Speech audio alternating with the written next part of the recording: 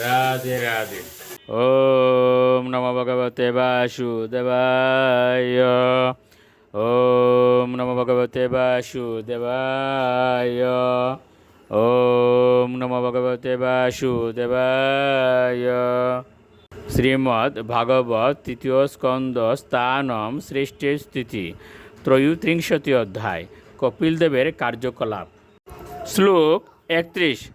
তদ্বিরাসিত পুণ্যতমম ক্ষেত্রম ত্রৈলোক্য বিশ্রুতম নাম্না সিদ্ধ পদম যত্র সা সংসিদ্ধিম উপেউষি। অনুবাদ: এ প্রিয় বিদুর, যেই স্থানে দেবতী সিদ্ধি লাভ করেছিলেন সেই স্থানটিকে পবিত্রতম বলে মনে করা হয়। তা 3 লোকে সিদ্ধপদ নামে বিখ্যাত। শ্লোক 32। তৈশ্যস্তদ ইউগ বিদ্যুত মার্তম মর্তম ভূৎসরিত শ্রুত সাম্প্রবরা সৌম্য সিদ্ধিদা সিদ্ধ সেবিতা। অনুবাদ: প্রিয় বিদুর, তার দেহের ভৌতিক উপাদানগুলি দ্রবীভূত হয়ে তা এখন একটি নদীরূপে প্রবাহিত হচ্ছে, যা সমস্ত নদীর মধ্যে পূর্ণতমা। সেই নদীতে যিনি স্নান করেন তিনি সিদ্ধিপ্রাপ্ত হন, এবং তাই যারা সিদ্ধি লাভের অভিলাষী তারা তাতে অবগাহন করেন। শ্লোক 33। কপিল অপি মহায়োগী ভগবান পিতুরাশ্রমাৎ মাতরম সমনুগাইপ্য প্রাগুদীচিম দিশম ইয়ো।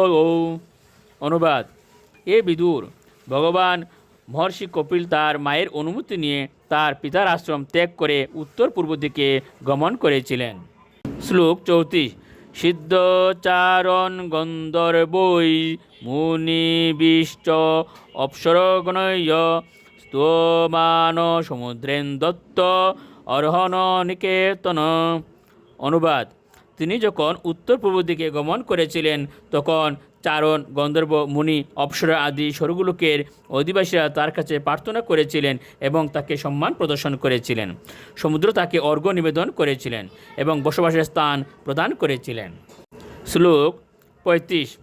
আস্তে যুগম সমাস্তায় শামকাচার্যৈ রবিষ্টুত ত্রয়ানামপি লোকানাম উপশান্তয় সমাহিত। অনুবাদ: ত্রিলোকে বৌদ্ধ জীবেদের উদ্ধারের জন্য কপিল মুনি এখনও সেখানে সমাধিস্থ রয়েছেন এবং সমস্ত সাংখ্যাচার্যরা তার পূজা করেন। রাধে রাধে।